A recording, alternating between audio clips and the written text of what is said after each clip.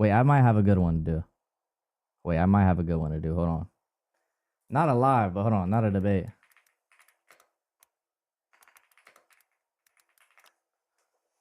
Let me see. This is what we're going to do. All right. This is what we're going to do.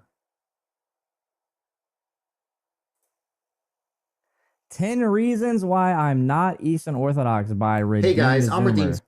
All right, this is what we're going to do. Demetrios, thank you. Appreciate the super chat. God bless you.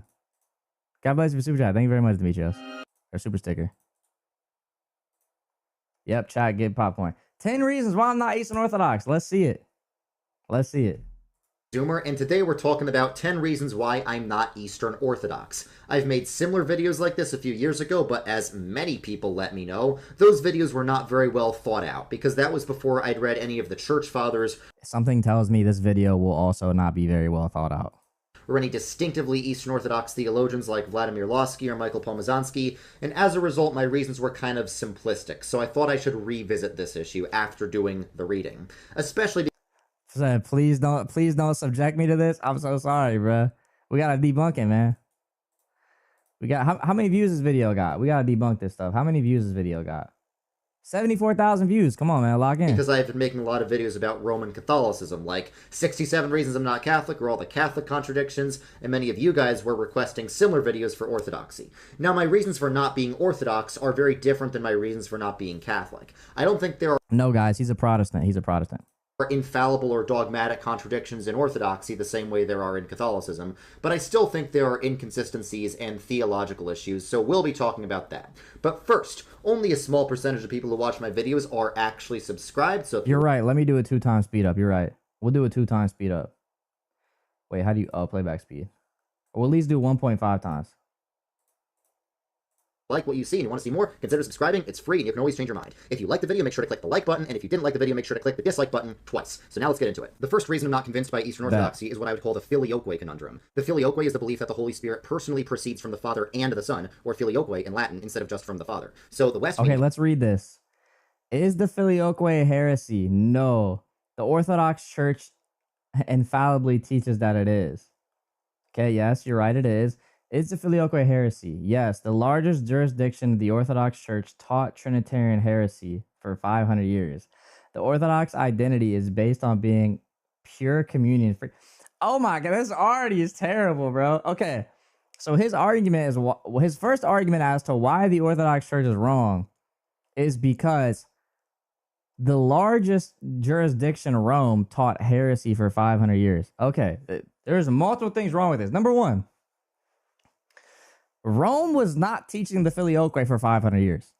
That would mean, because I would presume he's speaking about from the schism, because after the schism, they weren't even an Orthodox jurisdiction by that point. This would mean that Rome was teaching it from 500 AD. Rome was not teaching the filioque at 500 AD. Okay? So this is completely false. Also, even if a jurisdiction was wrong about something, that's why we have checks and balances. A jurisdiction can be wrong. Now, what a jurisdiction cannot do is be wrong ecumenically. And so he would have to show where there's some ecumenical council that confirms this. Catholics and Protestants teaches the filioque, the East does not. So he was right. Now that's not a debate I can solve in this video. That debate's been going on for over 1,000 years. There's 3-hour debates between like Christian Wagner and David Erhan that you can watch on YouTube. Maybe in the future I'll do a video where I actually try and argue for the filioque, but this video is about whether or not the filioque is a heresy. Not every error is a heresy. You could be wrong about the age of the earth without being a heretic. A heresy is not just an error. It's an error that is so bad it destroys the fundamentals of the Christian faith and makes one not a Christian. Heresy is a very serious accusation. And the Eastern Orthodox Church teaches that the filioque is a demonic Trinitarian heresy. That's what St. Gregory Palamas taught. He's the greatest post-schism saint for Eastern Orthodoxy, and his views were codified at the Council of Lacernae, which is binding on all Orthodox Christians. And the identity of the Orthodox Church is being the church that is free from heresy. The word Orthodox means right belief, contrasted with heterodox or heretical. It's fundamental to the identity of the Orthodox Church that they have a unique freedom from heresies, especially about the Trinity or the natures of Christ or any other things. So if the Orthodox Church teaches... Okay, what's a heresy, guys? What's a heresy? A heresy is anything that is dogmatically defined in an ecumenical council as such. Okay, so say, for example, an ecumenical council taught that this individual uh let's say icons, for example, right? The Seventh Ecumenical Council taught that icons are okay. Say prior to that you taught they weren't okay. Are you a heretic? No, because the Ecumenical Council did not confirm it yet. So if you say they were preaching heresy for 500 years, there had to be a council that condemned it as heresy. There was no council yet that condemned it as heresy. So even if you posited that someone believed it, they weren't believing in heresy because there wasn't a council that condemned it. This is crazy. Heresy, that is a major problem for their identity. So that introduces what I'd call the filioque conundrum. So is the filioque heresy? Either it is or it isn't. Let's suppose that it isn't. Even if it's wrong, let's suppose that it isn't heresy. Well then, Eastern Orthodoxy is not the true church, because the Orthodox Church infallibly teaches that it is a heresy. So if an infallible teaching of the Orthodox Church is wrong, then the Orthodox Church overall is wrong. Now let's assume that they're right, and it is a heresy. Well, here's the problem. The largest jurisdiction of the Orthodox Church, which is the jurisdiction of Rome, taught the filioque for 500 years. So if it's a heresy, then that means the largest jurisdiction of the Orthodox Church taught heresy for 500 years. And that fundamentally contradicts the identity of what the Orthodox Church is supposed to be. If the Orthodox Church, if their largest jurisdiction taught a Trinitarian heresy for 500 years and nobody in that jurisdiction did anything about it, and there wasn't a formal break in those jurisdictions, then I'm sorry, it's not the Orthodox Church. He doesn't know what a heresy is, bruh. That's not a heresy. It's not. It's literally not a heresy until it's condemned as a council. Like, bro. So the filioque could be heresy, or it could not be heresy. It's one or the other. Either way, Eastern Orthodoxy is not the true church. So now let's talk about the historical reality that their largest jurisdiction taught the filioque for 500 years, because that might be confusing to some people. So it's debated whether the Bible teaches the filioque. Obviously, Catholics and Protestants would say yes. Orthodox would say no. If it does teach the filioque, we all have to believe it. But that's debated. It's also debated whether it was taught in the early church before St. Augustine. You know, I would claim Athanasius taught the filioque. Obviously, the Orthodox would dispute that. But it's pretty undisputed that St. Augustine, who was writing on the Trinity in the year 400, did teach the filioque. No, it's not. First theologian who everyone agrees taught the filioque. No, everyone does not agree. St. Augustine taught the filioque. I disagree. I don't think Augustine taught the filioque. I think Augustine taught eternal manifestation. This is crazy. So you just, bro, like, you're just lying. This is so bad. Taught the Holy Spirit proceeds from the Father and the Son. It's in his works De Trinitate. It's something you can read. It's not really disputed. And Augustine was seen as the theological top dog in the West ever since his time, before and after the Great Schism. So ever since Augustine, there has been a steady, unbroken stream of major saints and theologians in the West who have taught the filioque. Augustine's students like Fulgentius, Augustine's like Prosper of Aquitaine, all teaching the filioque. The Holy Spirit proceeds from the Father and the Son.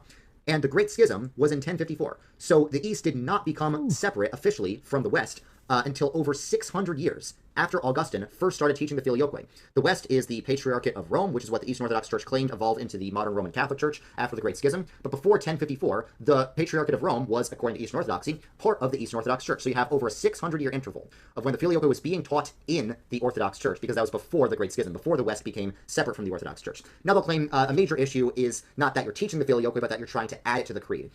Now, the creed wasn't universally modified until near the Great Schism, but local creeds, like at the Council of Toledo in Spain, added the filioque in the year 589. Nobody complained about that. Nobody said that was heresy. And there's some Orthodox people who say, like, oh, the problem isn't the theology of the filioque, it's just you can't change the creed. Well, that's not what the Council of Blackburn teaches. That's not what Gregory Palamas taught. Palamas taught that the theology of the filioque, simply believing in the filioque, even if it's not in the creed, is a demonic. The issue is he clearly doesn't know the theology of the filioque. He thinks someone saying the words and the Son is the filioque. He doesn't know that there's a multiple types of filioque. There's an East and a West filioque, that the Latin filioque of and the Son, talking about the actual procession from his existence of the Father and the Spirit existing from the Father and the Son, that's the heresy. So this dude doesn't even know what the filioque is. Trinitarian heresy. Now, it seems that at the time of the Great Schism, the problem was more the West trying to assert its authority over the East, the Pope trying to overstep his bounds, which as a Protestant I can obviously sympathize with, because in the East, the filioque was tolerated for like 300 years after Augustine. Basically, nobody raised any issues with it. The closest there was some people had some questions. Some people were worried that the filioque taught two sources of the Godhead, and St. Maximus the Confessor in the 600s went to the West to investigate. He came back and assured the East, don't worry guys, it's fine. They're not teaching anything heretical because they're not teaching the filioque has two sources, and that was that. Now, Maximus literally says, Maximus says they're not teaching the filioque, but the East was tolerating the filioque.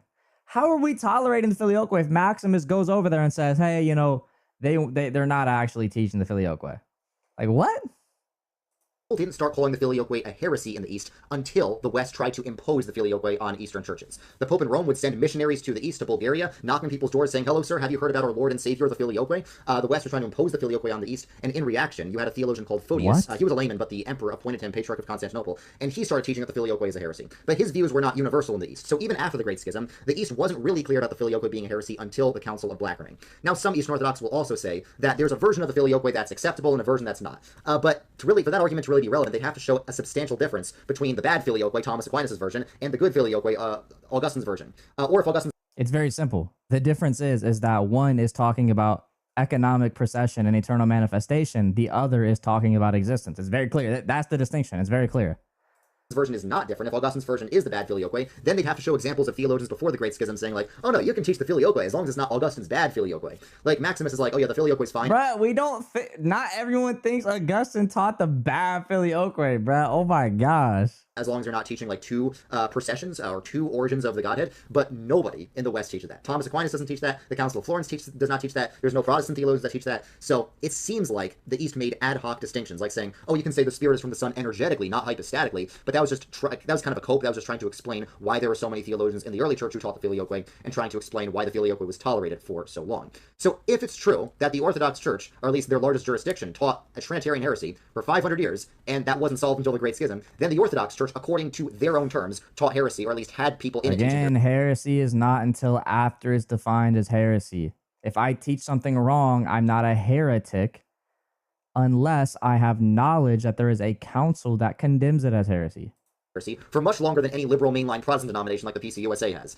So that would be a major problem, and that would put Eastern Orthodoxy on a perfectly equal footing to mainline Protestants who struggle with liberal heresy in their churches. But more than that, it would deny the very essence and the very definition of what the Orthodox Church is. So either way, I think this is a pretty solid argument that the Orthodox Church cannot be what it claims to be. Next up is the issue of icon veneration. This has been debated a lot in recent years, starting with Gavin Ortland's video on icons. People responded to him, he responded to them. I'll leave a link in the description. You can watch and judge for yourself who makes better arguments. But Eastern Orthodoxy is famous for their icons. Their churches are covered in icons of Jesus, Mary, and the saints, and they're not just for decorative or teaching purposes. They venerate those icons because they believe the honor given to the image passes to the prototype. That's what St. Basil says, and in context, he was not talking about icons. He was talking about the relation of the Son to the Father, but they believe that logic applies. They think icons are windows into heaven. It's a very big deal for them. One of their infallible ecumenical councils is Nicaea II, which claims infallibly that icon veneration is an unbroken tradition of the apostles, which means, if orthodoxy is correct, icon veneration has always been practiced in the Christian churches. Here's the problem. All the best historical evidence completely contradicts that. Before 325 AD, before Constantine, before there was this massive influx of pagans into Christianity, there's absolutely no evidence of icon veneration and mountains of evidence to the contrary. At most, in the early church, there were some images... Okay, I'm going to give you guys a good book for this.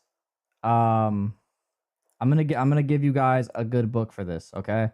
He's saying there is no proof of icon veneration in the early church. I'm gonna give you guys a book that debunks all of this, okay? Who is it by? Let me see.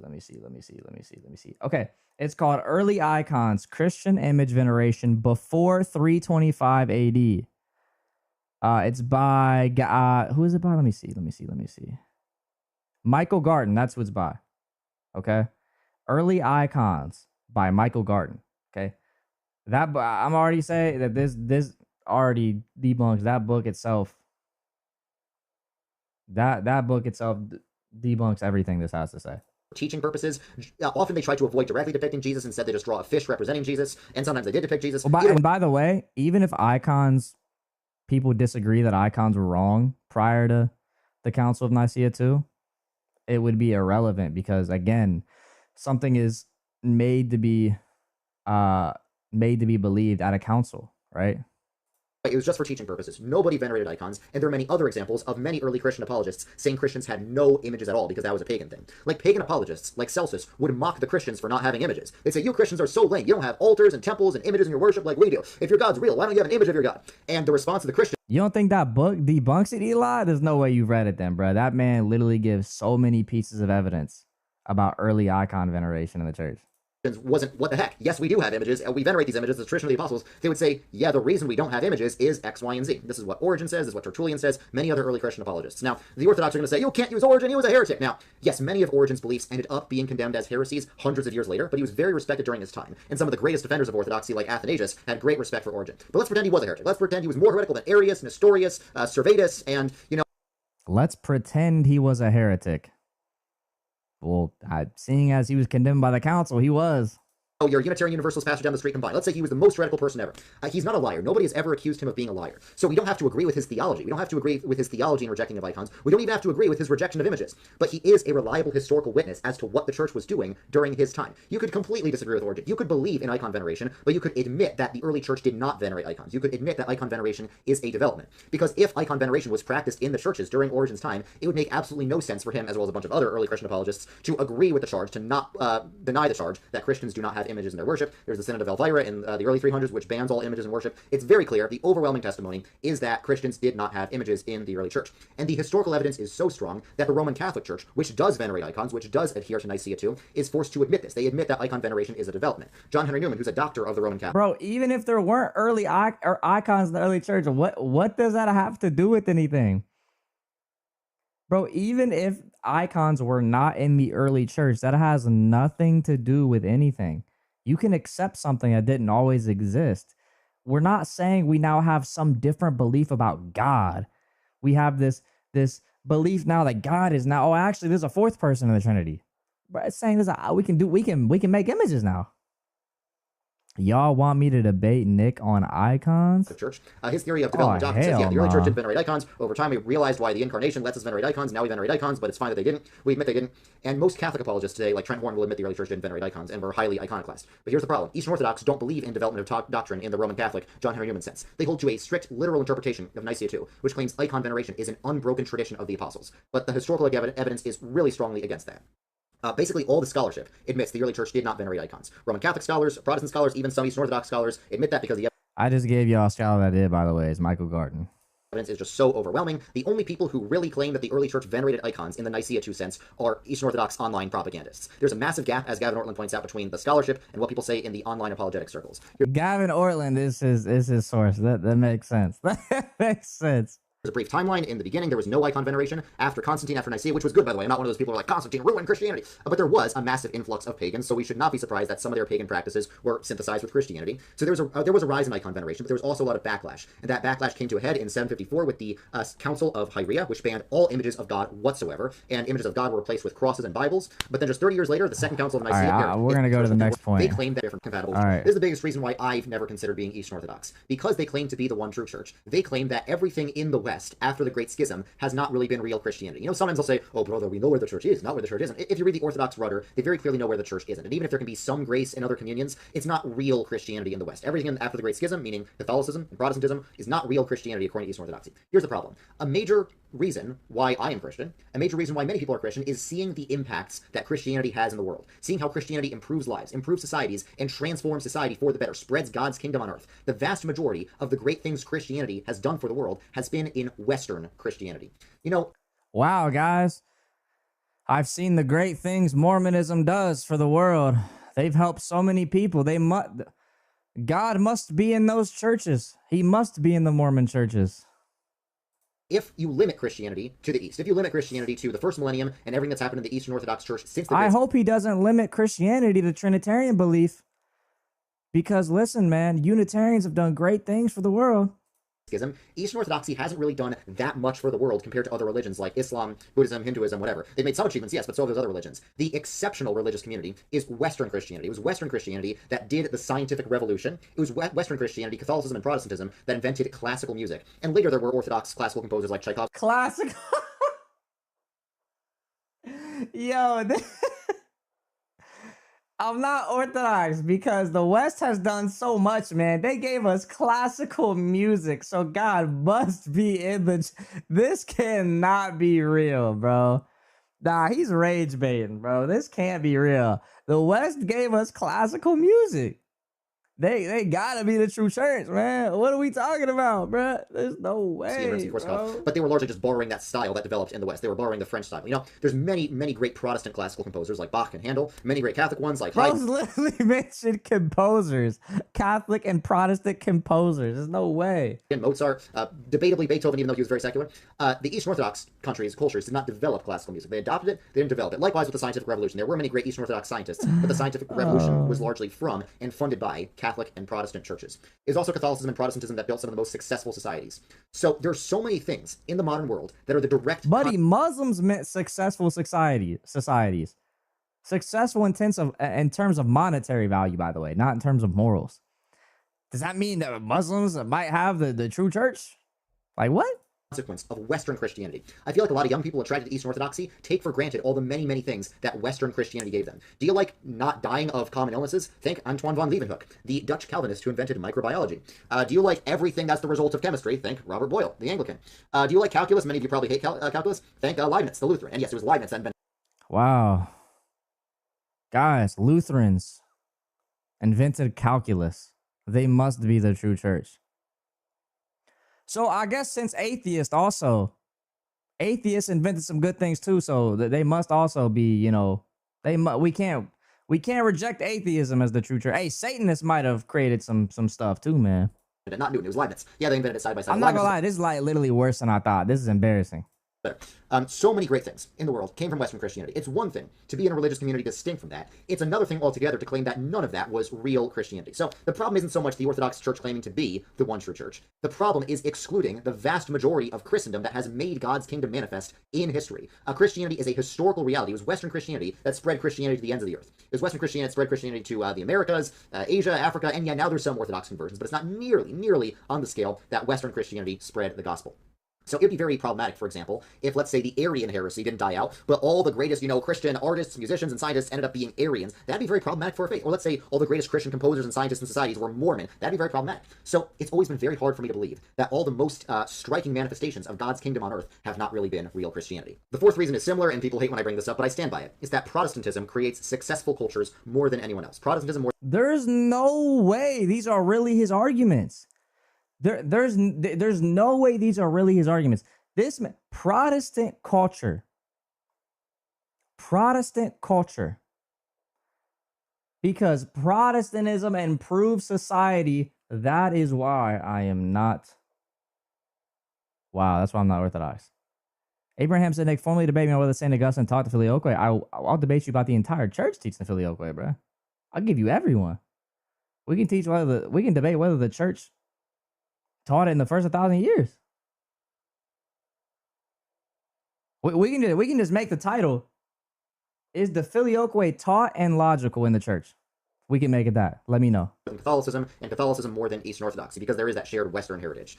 It's not just GDP, by the way. It's mass literacy, economic growth, high trust societies, political transparency, a strong Protestant work ethic. Protestantism leads to mass benefits in society. Now, literacy is not just correlated with Protestantism, it is caused by Protestantism. This is very well attested. In the 1600s, Protestant kings would make sure all of their populations were educated and literate so they could read the Bible, because Protestantism insists that the laity should read the Bible for themselves, whereas Orthodoxy in the Synod of Jerusalem kind of put a brake pedal on lay Bible reading, didn't completely forbid it, but they're like, don't really do it. And it was Protestantism that put a massive gas pedal on lay study of the scriptures. The economic, cultural, and social benefits of mass literacy are too numerous to count, but there are many of them. And you can see in the Engelhardt-Wetzel World Cultural Map. Said a more narrow topic is better for the discussion. I disagree. I think almost every single Filioque debate has always been simply, is the Filioque taught in the church? So I would disagree that I was taught in the church. The thing is, if you limit it to Augustine, I can't show you outside sources about what Augustine is saying or other saints that are both of our saints that quote Augustine explaining what he says. So I would do the entirety of the church so that we can actually properly quote Augustine and not strawman him like I know you would probably do. It's really Protestant cultures that make Christianity... Adam literally said it too. Dude wants to quote mine Augustine. Yeah, the reason I want to do the entire church is so you can't quote mine. Stand out amongst other societies. Catholic cultures, to some extent, to a lesser extent, as you can see, Orthodox societies are not really that different from other societies in the world. It's just kind of like a blend between African Islamic societies and Confucian societies. It's really Protestantism. Let's just go to the next point, because this is very stupid. I'm not gonna lie. That makes Christianity culturally unique on the world stage. Like bro just said, now, because they have culture. Is, well, for better and for worse, is the most distilled and pure form of Christianity. And I think that is a very strong argument for Protestantism being the true form of Christianity. The next issue is predestination. The Orthodox Church officially rejects the Augustinian notion of unconditional predestination, but that is very clearly what the Bible teaches. And I'm sorry to say, a lot of people make it seem like it's lame to use the Bible in denominational debates. Like, you can't interpret the Bible, who knows what it means? You gotta use church history. But in church history, St. John Chrysostom says, if it's unclear which church is the true church, you use the scriptures, and whoever is closest to the scriptures is the true church. I think it's very clear that the Bible teaches unconditional predestination. Nah, this dude's quote mine Chrysostom. Ain't no way. Predestination, but I didn't come to that conclusion out of a biased presupposition. What I mean is, when I was first learning about denominations in 2019, like a year and a half after I became Christian, when I learned the Presbyterian Church taught predestination, and I learned what that was. If it relates to St. Augustine, you could cite other authors. Well, yeah, I'd be citing other authors, so we might as well just make it the entirety of the church. So I can bring up someone else and I can go into what he says about Augustine. It's not okay. Well, this is what Augustine says, and it can't just be a quote mine. I can go into them more. So, yeah, I would say we should just do the entirety. I mean, that's literally what every Filioque debate is: the entirety of the church. I think the reason why A probably doesn't want to do the entirety of the church is because he knows there's way too many people that go against it. I'm not gonna lie. I hated it. I wanted nothing to do with it, and I made plans to leave the Presbyterian Church. I started looking to the other options like Lutheranism or even Eastern Orthodoxy. I was inquiring into Orthodoxy before it was cool back in 2019. I was never convinced, never made a plan to join, but I was planning to leave the Presbyterian Church and go somewhere else. So I had plans to meet with my mentor to explain to him why I didn't think I could be confirmed in the Presbyterian Church and explain why I didn't believe in predestination. But I'd never really read the Bible at that point. So on the day that I was supposed to meet him, I turned to a random chapter in the Bible. Where did I turn? Romans 9, the most explicit teaching on predestination in the whole Bible. Hey, that's why he's a Calvinist, bruh. Because he said, I'm going to open up a random chapter and then I'm going to misinterpret it. There we go. Now I'm Calvinist. Bible. What really got me was that Paul teaches unconditional predestination, that God predestines us without regard to anything good or bad we do or any choices we make, and he anticipates the objection, like, what about our free will? That's unfair. Who can resist God's will? And that's his chance to say, oh, don't worry, predestination is just conditioned on a foreseen free will choice. But no, he doubles down on it. It's like, some people are vessels of wrath prepared for destruction, some people are vessels of mercy. And I was like, this is totally teaching predestination, and I hate it. But over time, I began to see the beauty of predestination, because it means, our destiny does not depend on what we do. Because if we could screw up God's plan for our lives, we would. And there's just many things about Orthodox. Wow, guys, it is so beautiful that none of us have a choice in whether or not we go to heaven. We have no choice. It is up to the galactic lottery of God, and he says, this one will, this one won't, this makes sense. Well, you said you don't think St. Augustine taught it. If you feel confident proving that, we can debate on it. If not, I understand. Yeah, I feel confident in proving that he didn't teach it. But again, this is going to rely on also external sources, and because I don't quote mine, it's going to also go to external sources, and to make sure that we can go and dive into those, not just cite them, but to go into the external sources as well, we might as well do the entire church. Because I don't want any excuse in the debate of, oh, you're going off to other people, you're not staying on topic. I want to say, okay, I'm going to go into other sources. So if you want to bring it, listen, if you're confident Augustine taught the Filioque, you can bring him up in the debate. You can do your entire cross-exam on Augustine and prove to me that he did. Simple as that. Soteriology, their doctrine of salvation, that I disagree with. I believe the scripture teaches predestination. That's what Augustine taught. That's what's been basically the mainstream view in the Western Church. I don't like how the Orthodox Church rejects original guilt. They understand there's original sin and that there's the ancestral effects of sin, but they reject original guilt, which I think contradicts Psalm 51, which says, I was conceived in sin, and there's no one righteous, no, not one. There's a lot of problems with that. They also reject penal substitutionary atonement. They often tend to strawman it. Oh, also to A, by the way. And that's why I said I want to see if it's taught as well, because I also want to debate the logic of it, if the Filioque is even logical or not. So, yes. Saying, oh, penal substitutionary atonement is when God just hates everyone and he has to take out his rage on stuff. That's not what it teaches. It just means Christ suffered in our place, which is what Isaiah 53 teaches. Athanasius taught it. Cyril taught it. Well, no, the modern church teaches that PSA is, like, if you read R.C. Sproul, they say that Christ was the most concentrated, dense portion of evil to ever exist. That's crazy. They reject a lot of important doctrines of salvation that are taught in the scriptures and in the early church. Now, they'll say their doctrine of salvation is theosis. When you first hear about that, it can sound like a cool mystical alternative to Western soteriology. But if you go to like, ooh, theosis, what they mean by that is just that salvation is sanctification, and sanctification is glorification. Everyone believes in theosis to some extent. All the denominations believe in theosis in some sense. They just don't call it that. The Calvinist Church believes in it. It's just called union with Christ. We believe that in the Eucharist we receive the true flesh and blood of Christ for the purpose of theosis. The word we use is union with Christ, but it is in real ontological union with Jesus Christ, which in turn unites us with God the Father. That's what we teach, and that is for our salvation. Well, what Protestants do is we distinguish justification, which is our right to be children of God by virtue of our union with Christ, with sanctification, which is the extent to which the union with Christ actually comes into effect, and glorification, which is the full thing that happens in the essence. And none of this is our choice. It's all just a galactic lottery, by the way. In eternity. Okay, if next you conflate point. Justification and sanctification and glorification like the Orthodox do, then you are justified by the extent to which you are sanctified in reformed. By their reason, I'm not convinced Orthodoxy is the unique one true church is because Jesus tells us how to discern the true church. What? It's you will know them by their fruit. The reason I became Christian is because I saw a massive disparity between how Christians acted and the way the outside world acted. I noticed Christians acted better than everyone else. That's how I knew they were the true people of Jesus Christ. He knows Christians acted better than everyone else. That's how they... So if I believe that Mormons act better, if I believe Mormons act better than Calvinists, I should be a Mormon. That is part of his criteria. If Mormons act better than Lutherans, that's part of his criteria. I should be a Mormon. Let me read some of these super chats real fast. See the boat with a follow super chat. I debated my Catholic friend on Catechism 841, and afterwards he sent me videos of Council of Trent. Thoughts on him? Council of Trent? I don't think his videos are very good, or I don't think they're very convincing at all. So that's my opinion. Official Desi to tell Super Chat, send him a debate invite. He's already been fried, bro. Luigi fried him already. Deep fried. As an Anglo-Catholic Orthodox, this is crazy. Insane. Fernando to the Super Chat, Muslims contributed heavy to architect and math, I guess. He said, again, a broader topic. Wait. Abe said, again, a broader topic limits how much depth you can dive into each author, especially when there's 20 plus saints to go through in the early church. That will actually lead to more quote minds, whereas a more narrow topic, you can go more in depth to the text and the author and the interpretation of that author. Yeah, I understand. You can go into the text of that. Well, this is what I'd be willing to do. Instead of like doing a normal 15-minute cross exam, Abe, I would do this so that we could go into the entire church. I would be down to do instead a 10-minute opening and an hour open dialogue, so we can properly dive into the entirety of the church. I'd be down to do that. So we don't quote. We can actually go into the entirety of the church and really go into it. And you can bring up Augustine. I'll bring up whoever. I'll address Augustine, whatever you want.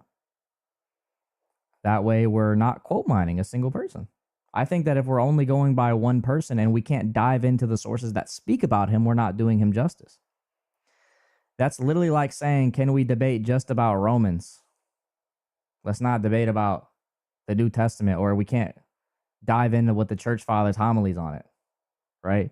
You said I could cite authors, but I want to actually go into the other people. And if we're going into the other people, we can use them. Coy Bobson, the final super chat. Yo, on what you said about heresies, 2 Peter 2:1 identifies heresies before such councils existed. You might be wrong here or not. I'll pull up 2 Peter for you. You can tell me exactly what you mean. 2 Peter 2:1.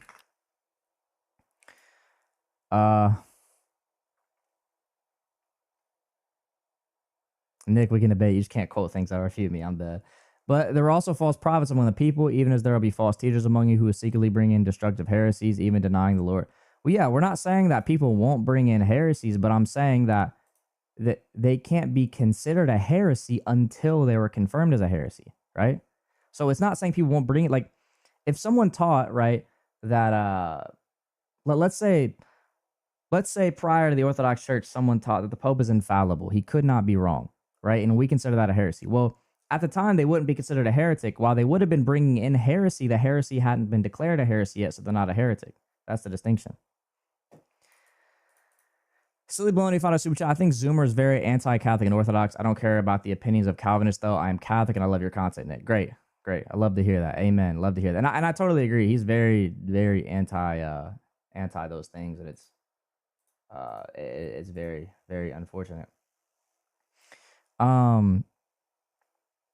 It would help to see their full views, not just what they say about Augustine. It would show how they viewed Augustine, develop their views. Yeah, exactly. And I'm saying, yeah, he'll let me cite people who refer to Augustine, but I want to not just cite them, but go into what they say. Because, okay, let me give you an example. Say if I debated Abe on this and I cited someone that went into his interpretation of Augustine. And then Abe says, well, that's irrelevant because he taught the Filioque too, or you're misquoting him. He didn't actually believe that.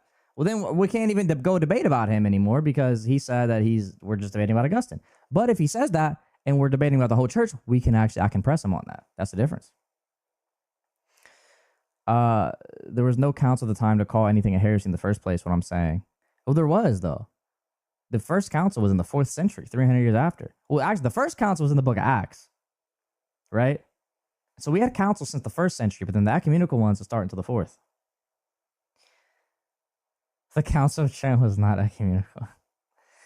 But there's no Pope. What, bro? What am I even reading, bro?